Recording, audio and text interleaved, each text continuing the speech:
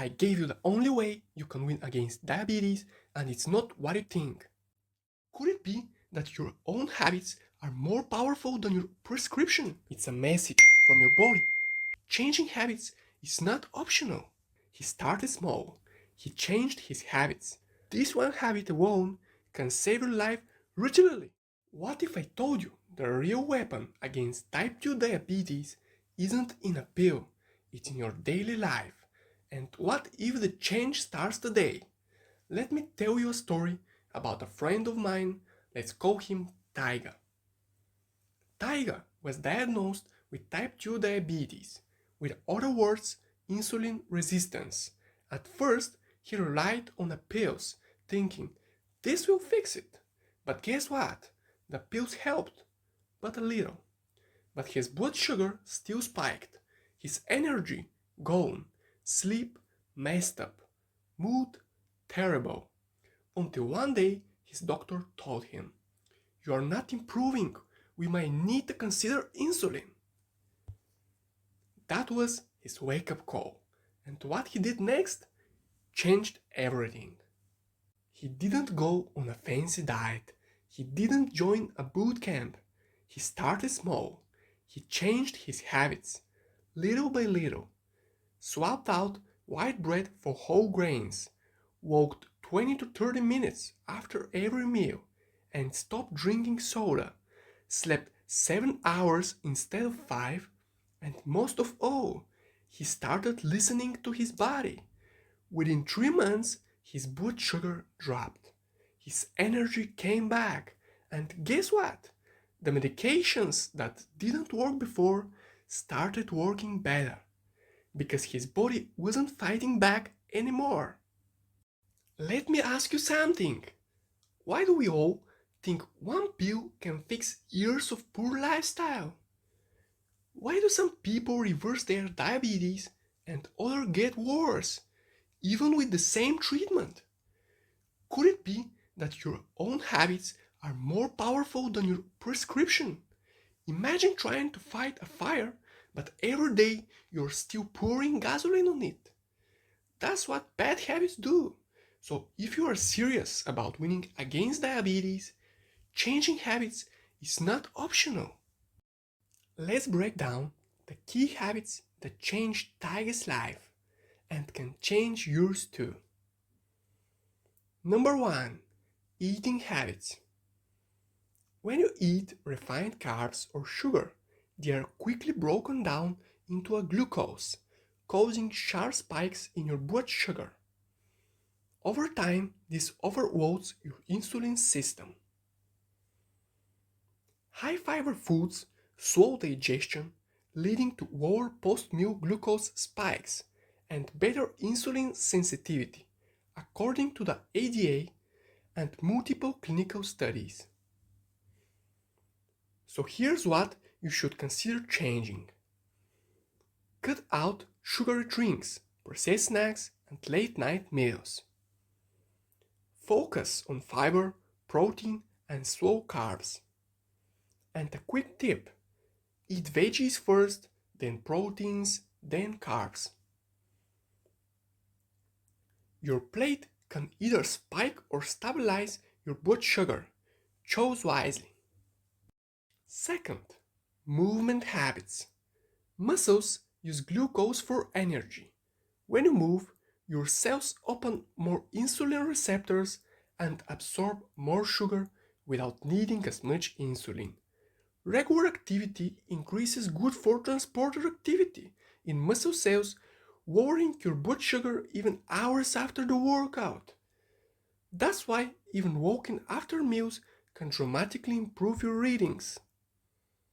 Here are some key changes you better consider. You don't need the gym. Just walk 20 to 30 minutes after a meal. Or do simple home workouts. Dance, clean, garden, move. Every movement helps insulin work better in your body. Third, smoking and alcohol. Nicotine and alcohol increases inflammation and worsen insulin resistance. They also raise levels of stress hormones like cortisol, which promotes glucose release from the liver. Smoking, in particular, is associated with a 30% higher risk of developing type 2 diabetes, according to the CDC. I know it's hard, but just know, both of them damage your blood vessels and insulin function. If you can't quit fully, reduce drastically. This one habit alone can save your life regularly. Fourth, weight management. Fat, especially around the belly, visceral fat, releases inflammatory molecules that block insulin pathways.